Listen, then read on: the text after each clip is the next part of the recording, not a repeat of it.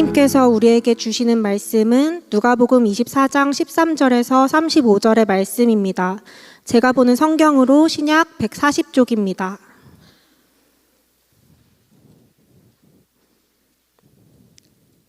이제 누가복음 24장 13절에서 35절의 말씀을 봉독하겠습니다. 다 함께 일어나셔서 하나님의 말씀을 경청하시기 바랍니다. 그날에 그들 중 둘이 예루살렘에서 25리 되는 엠마오라 하는 마을로 가면서 이 모든 된 일을 서로 이야기하더라.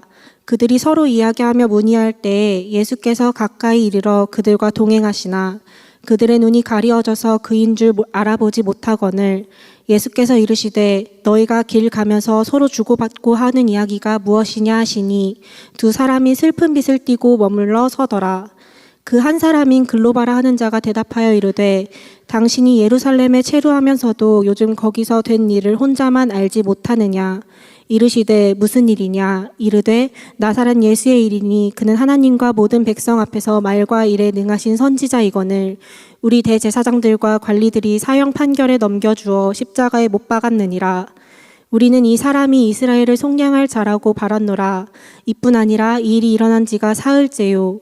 또한 우리 중에 어떤 여자들이 우리로 놀라게 하였으니 이는 그들이 새벽에 무덤에 갔다가 그의 시체는 보지 못하고 와서 그가 살아나셨다 하는 천사들의 나타남을 보았다 함이라. 또 우리가 함께한 자 중에 두어 사람이 무덤에 가 과연 여자들이 말한 바와 같음을 보았으나 예수는 보지 못하였느니라 하거늘 이르시되 미련하고 선지자들이 말한 모든 것을 마음에 더디 믿는 자들이여 그리스도가 이런 고난을 받고 자기의 영광에 들어가야 할 것이 아니냐 하시고 이에 모세와 모든 선지자의 글로 시작하여 모든 성경에 쓴 바 자기에 관한 것을 자세히 설명하시니라. 그들이 가는 마을에 가까이 가매 예수는 더 가려 하는 것 같이 하시니 그들이 강권하여 이르되 우리와 함께 유하사이다. 때가 저물어 가고 날이 이미 기울었나이다 하니 이에 그들과 함께 유하러 들어가시니라. 그들과 함께 음식 잡수실 때에 떡을 가지사 축사하시고 떼어 그들에게 주시니 그들의 눈이 밝아져 그인 줄 알아보더니 예수는 그들에게 보이지 아니하시는지라.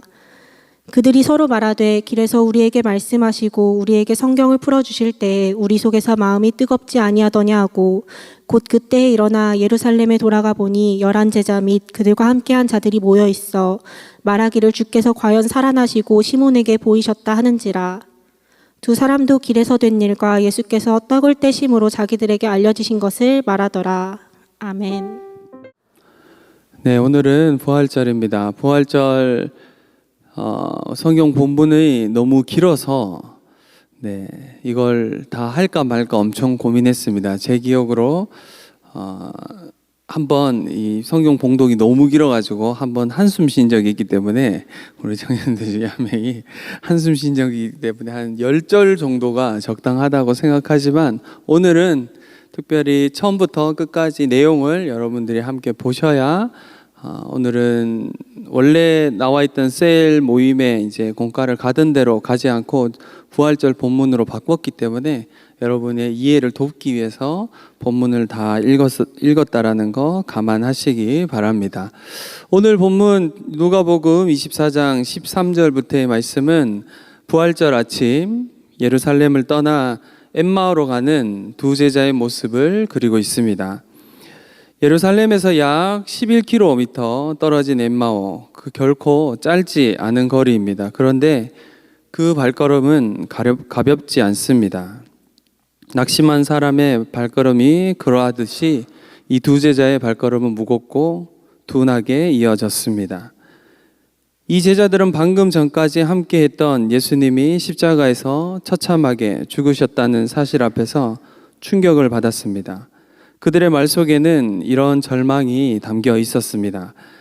우리는 이 사람이 이스라엘을 속량할 자라고 바랬도다. 여러분, 우리는 바랬다라는 그 바람이 있었다라고 이들은 이야기하고 있습니다. 그러나 그 바람이 무너진 것입니다. 그토록 따랐던 예수님이 십자가에 달려 돌아가셨고 그들의 꿈은 더 이상 이어질 수 없다는 결론 속에서 그들은 예루살렘을 등지고 엠마오로 향했습니다. 사랑하는 청년 여러분, 이 두 제자의 모습이 과연 먼 과거의 이야기일 뿐일까요? 사실 이 장면은 오늘을 사는 우리 자신과 너무 많이 닮아 있습니다. 기도해도 바뀌지 않는 현실에 지치고 신앙의 감격은 사라진 지 오래이고 예수님은 여전히 멀리 계신 것처럼 느껴집니다. 어쩌면 우리도 이 제자들처럼 예수님이 정말 살아 계셨다면 왜 내 삶에 이런 고단하고 텅 비어 있는 걸까? 내 삶은 언제까지 이렇게 살아가야 되는 걸까? 같은 질문을 품고 있을 수도 있습니다.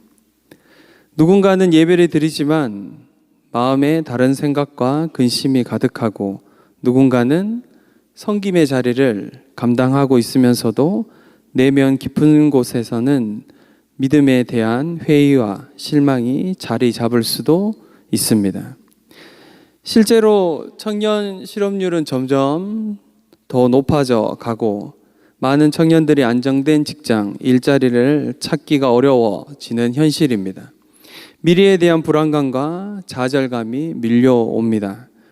이러한 현실과 우리의 삶의 큰 어려움으로 다가올 때마다 또한 우리의 관계의 어려움, 풀리지 않는 숙제처럼 다가오는 그 많은 어려움들이 뒤섞여서 우리에게 오늘 본문은 그런 어려움을 당하고 있는 우리에게 오늘 본문은 이야기해 줍니다. 예수께서 가까이 이르러 그들과 동행하시나 그들은 그가 예수인 줄 알지 못하더라. 주님은 실망과 두려움 속에 있는 그들을 외면하지 않으셨습니다. 오히려 그들의 걸음에 동행하셨습니다. 그들이 알아차리든 그렇지 않든 주님은 부활하신 몸으로 이미 곁에 계셨습니다. 오늘 말씀이 우리에게 부활의 첫 위로를 건네줍니다. 네가 지치고 실망한 길 위에도 나는 함께 걷고 있다. 네가 나를 알아보지 못해도 나는 너를 붙들고 있다. 사랑하는 청년 여러분, 도대체 무엇이 그렇게 여러분을 실망하고 낙담되게 합니까? 여러분의 걸음을 지치게 하는 것이 도대체 무엇입니까? 우리를 찾아오시며 가까이에 계신 주님을 붙드시기를 바랍니다. 우리가 인식하지 못하는 그 순간에도 주님이 여러분과 동행하심을 기억하시기 바랍니다.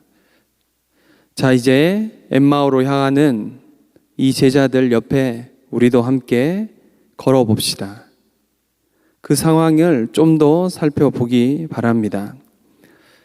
엠마오로 향하던 제자들은 그들의 눈이 가려져 예수님을 알아보지 못했지만 예수님께서는 먼저 그들의 이야기를 들어주시고 그 다음 말씀을 풀어주시기 시작하십니다.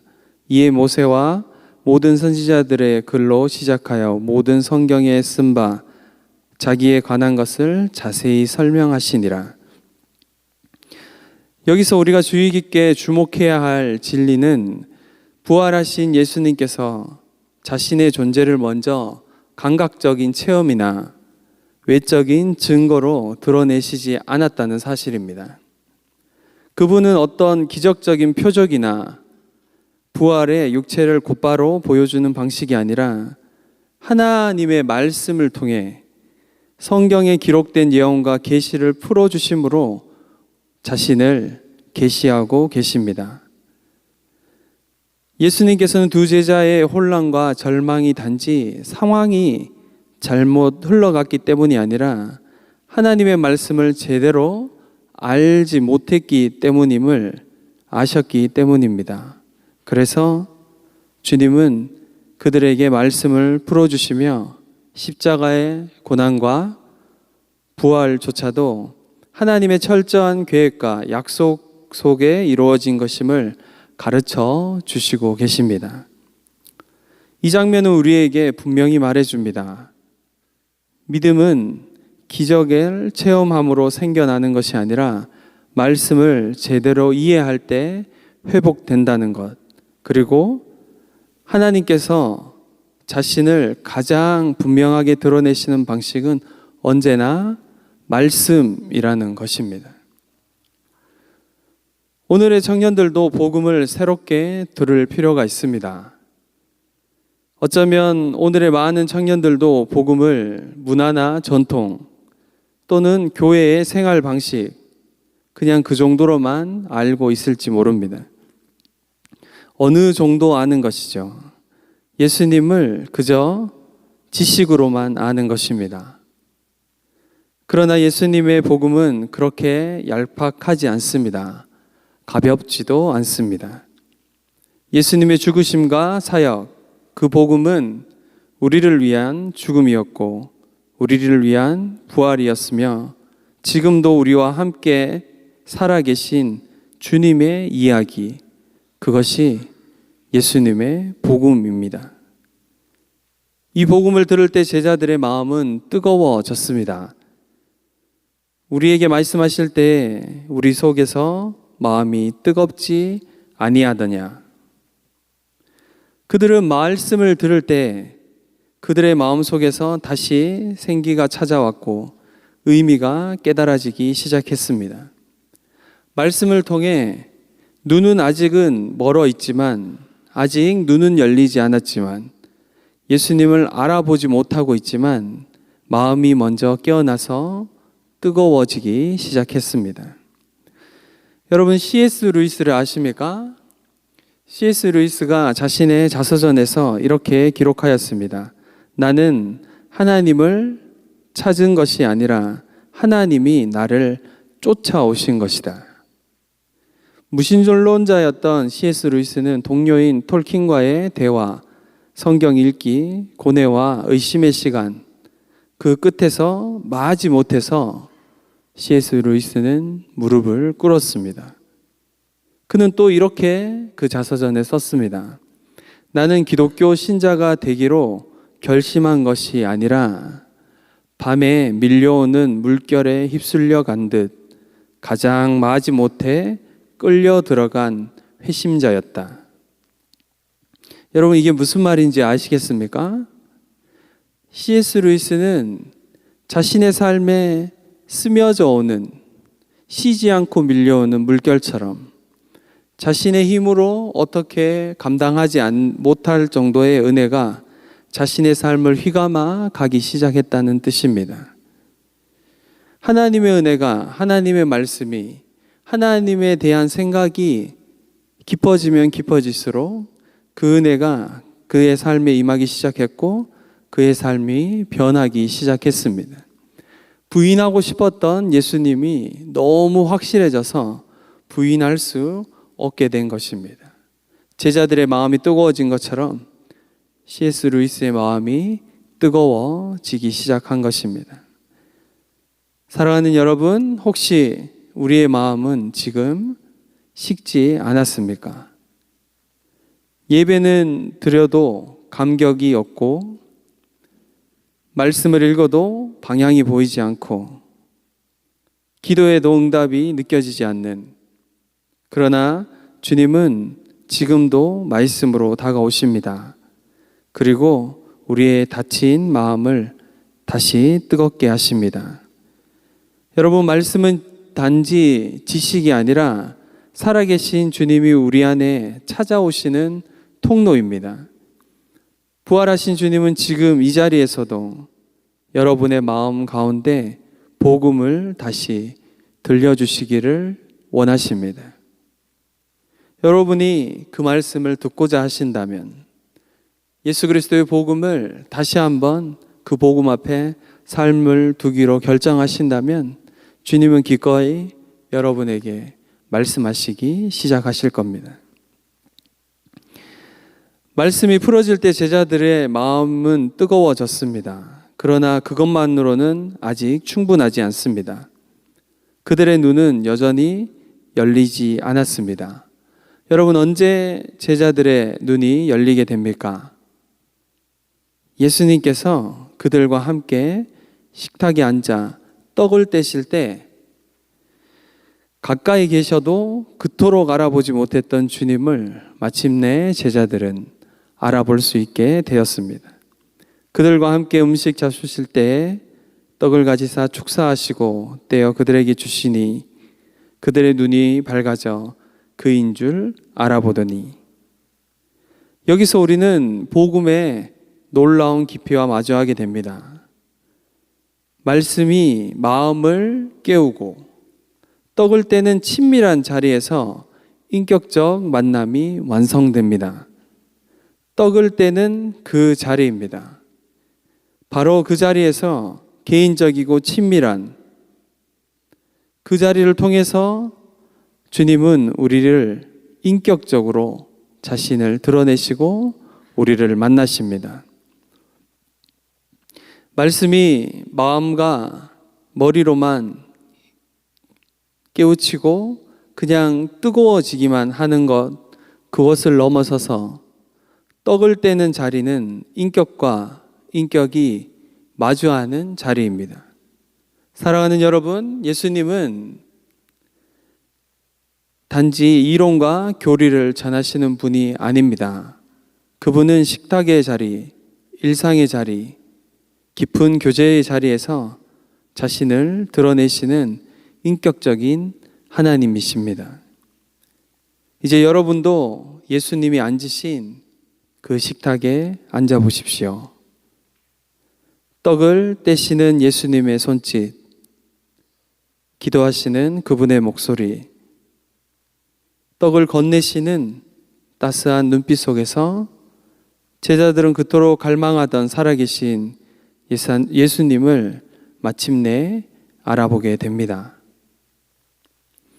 이것은 단순한 인식의 문제가 아닙니다. 이것은 관계의 회복이고 사랑의 회복이며 신뢰의 회복입니다. 예배를 드리는 이 시간, 말씀을 듣는 이 순간, 우리도 그 떡을 받고 있는 것입니다. 사랑하는 청년 여러분, 지금 이 예배의 자리는 제자들과 예수님이 앉으신 식탁의 자리입니다. 말씀을 듣는 이 시간, 기도하며 고개를 숙이는 그 순간, 함께 찬양하고 공동체로 연결되는 이 예배가 바로 주님께서 떡을 떼시는 순간입니다. 팀 모임과 셀 모임으로 함께 모여 삶 속에서 하나님의 은혜를 간증하며 말씀 속에 찾아오시는 하나님의 은혜를 나누는 그 시간이 주님께서 떡을 떼는 시간입니다. 우리의 눈이 열리면 그저 주일이 한 번 오는 그런 자리가 아니라 매주 와서 드리는 그냥 그런 예배가 아니라 살아계신 주님을 실제로 만나는 기적의 자리가 되는 것입니다. 우리의 모든 일상의 자리에서 묵상과 개인 경건의 시간을 통해 개인적이고 친밀한 하나님과의 은혜를 누리셔야 합니다. 매일 매순간 주님이 떼시는 떡을 먹으며 주님과 깊은 친밀감 가운데로 우리 모두는 나아가야 합니다. 올해는 계속 묵상에 대해서 제가 이야기하고 강조하고 있습니다. 개인적인 삶의 자리에서 여러분은 주님이 떼시는 그 떡을 먹으며 더 깊은 친밀감으로 나아가야 하는 것이죠. 여러분, 여기에서 더 놀라운 장면은 그렇게 마음과 눈이 열린 제자들이 예수님을 알아보자 말자 곧장 엠마오에서 예루살렘으로 돌아갔다는 사실입니다. 이제 그들은 더 이상 실망의 길을 걷지 않습니다. 이제 그들은 두려움 속에 숨지 않습니다. 또한 길을 몰라 헤매이지도 않습니다. 부활하신 주님을 만난 자는 다시 복음의 중심으로 향합니다. 부활신앙은 머물게 하지 않고 우리의 걸음을 돌이키게 합니다. 그분의 부르심의 자리로 나아가게 합니다. 곧 그때로 일어나 예루살렘에 돌아가 보니, 부활하신 주님은 떡을 떼는 자리에서 만난 제자들의 반응은 단순한 감동이 아니었습니다. 그저 은혜 받았다라고 끝나지 않았습니다. 그들은 그 자리에서 곧바로 일어나 자신들이 떠나왔던 그 예루살렘으로 다시 돌아갑니다. 예루살렘은 고난이 시작된 곳이었고 십자가가 세워졌던 곳이었으며 가장 큰 절망을 경험했던 장소였습니다. 그러나 이제 그 예루살렘은 복음을 증언할 새로운 출발점이 되었습니다. 여러분, 주님을 만난 사람은 방향을 바꾸는 사람들입니다. 제자들은 해가 진 어두운 시간 11km나 되는 그 먼 거리를 다시 되돌아갑니다. 육체적으로는 피곤했을 텐데 그들의 그 발걸음은 오히려 가벼웠을 것입니다. 왜 그렇습니까? 왜 그들이 그 어두운 밤에 그 지친 몸으로 돌아가는 예루살렘으로 향하는 발걸음은 왜 그렇게 가벼웠습니까? 살아계신 예수님을 만났기 때문입니다. 그 만남이 삶의 방향을 바꾸었고 그 뜨거움이 가만히 있을 수 없게 만들었습니다. 이것이 부활신앙의 진정한 증거입니다. 머릿속 지식이 아니라 삶을 움직이는 변화, 말뿐이 아니라 발걸음을 돌이키는 회심, 그것이 오늘 말씀이 우리 모두에게 촉구하고 있는 것입니다. 여러분, 짐 엘리어스를 아십니까?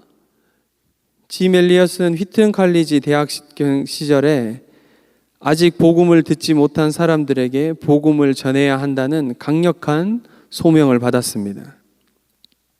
그는 결혼 후에 아내 엘리자베스 엘리엇과 함께 문명의 손길이 닿지 않은 아우카 부족에게 복음을 전하려고 에콰도르로 떠났습니다. 그리고 전도를 시도하던 중에 순교를 당했습니다. 그러나 그의 죽음 이후에 아내 엘리자베스 엘리엇과 몇몇 가족들은 다시 그 부족을 찾아갔고 아우카 부족 전체는 복음을 받아들이는 기적이 일어납니다. 짐 엘리엇은 촉망받는 대학생이었습니다. 탁월한 사람이었습니다. 그러나 그가 미국을 떠나 에콰도르를 향하기 전에 이런 말을 남겼습니다. 잃어버릴 수 없는 것을 얻기 위해 잃어버릴 수 있는 것을 버리는 자는 결코 어리석은 자가 아니다. 사랑하는 여러분, 부활을 주님을 만난 사람들은 세상을 향해 돌아갑니다. 그냥 돌아가지 않고 복음을 들고 다시 세상을 향해 걸어갑니다. 기독교의 부활 신앙은 산에서 돌을 닦거나 연부를 외우는 것이 아닙니다. 삶의 자리 한가운데서 변화가 시작되는 것이 기독교 신앙의 핵심입니다. 사랑하는 여러분, 우리의 예루살렘은 어디입니까? 여러분의 예루살렘은 어디입니까? 지금 여러분의 발걸음은 어디로 향하고 있습니까? 혹시 여전히 실망과 회의의 엠마오로 향하고 있진 않습니까? 복음은 알지만 여전히 도피의 길로 어디로 가야 될지 몰라 방황하고 있지는 않습니까? 오늘 말씀을 통해 여러분의 발걸음이 다시 예루살렘으로 향하기를 바랍니다. 복음이 필요한 친구가 있는 곳, 내가 예수님을 부끄러워했던 그 자리, 세상이 복음의 빛을 기다리는 삶의 한복판이 바로 우리가 돌아가야 할 예루살렘임을 기억하시기 바랍니다. 복음은 나를 통해 전해집니다. 부활하신 주님은 지금도 이 세상에 말씀하고 계십니다. 그러나 그 복음을 전하는 방식은 이제 우리를 통해서 하나님은 일하시기로 결정하셨습니다. 이제는 여러분의 입술을 통해, 여러분의 삶을 통해, 여러분의 발걸음을 통해 주님의 복음은 전해집니다. 그들이 곧 그 시각에 일어나, 곧 그 시각에 일어났다라는 말이 중요한 말입니다. 만남의 감동은, 그리고 그 결단은 그냥 그 자리에 앉아 있지 않고 삶의 행동으로 이어지고 있습니다. 결단은 지체 없이 실천으로 옮겨져야 하기 때문입니다. 여러분, 그 자리에 머물러 있지 마십시오. 엠마오로 향해 가지 마십시오. 주님이 오라고 하신 그 예루살렘으로 다시 발걸음을 돌리는 여러분 되기를 바랍니다. 이제 말씀을 마무리하겠습니다. 찬양팀 나올까요? 사랑하는 청년 여러분, 엠마오로 향하던 두 제자의 이야기는 단지 예전에 있었던, 그리고 그냥 성경에만 있는 그런 이야기가 아닙니다. 그것은 오늘 우리 삶 속에서도 여전히 반복되고 있는 신앙의 여정입니다. 절망과 의문 속에서 기대가 무너지고 마음이 무거운 채 우리는 때로 예루살렘을 등지고 걷습니다. 기도에도 응답이 없는 것 같고, 말씀을 들어도 감동이 없고, 하나님은 멀리 계신 것처럼 느껴지는 그 길, 그 자리가 바로 오늘 우리의 엠마오입니다. 그러나 부활하신 예수님은 바로 그 절망의 길 위에서 우리를 찾아오십니다. 우리의 마음 깊은 곳의 고민을 물으시고 먼저 들어주시고 우리를 가까이 하십니다. 성경을 풀어주시며 말씀으로 다가오십니다. 그리고 우리가 일상이라 여긴 식탁의 자리에 앉아 조용히 떡을 떼시며 이렇게 말씀하십니다. 내가 너와 함께 있다. 사랑하는 여러분, 예수님은 살아계십니다. 그분은 지금도 말씀하시며 지금도 동행하시고 지금도 우리의 눈을 뜨게 하십니다. 말씀을 통해, 예배를 통해, 교제와 기도의 자리를 통해 그분은 지금도 자신을 드러내고 계십니다. 그리고 그 주님을 만난 사람은 결코 이전과 같은 자리에 머물러 있을 수 없습니다. 진짜 주님을 만난 사람은 길을 바꿉니다. 발걸음을 되돌립니다. 도망치던 엠마오에서 다시 예루살렘으로 돌아갑니다.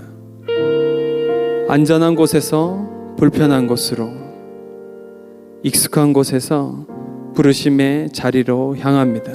왜냐하면 부활을 믿는 자는 곧 복음을 전하는 자이기 때문입니다. 복음은 단지 가슴에만 품고 있는 진리가 아닙니다. 복음은 반드시 삶으로 흘러나가야 할 우리의 사명입니다.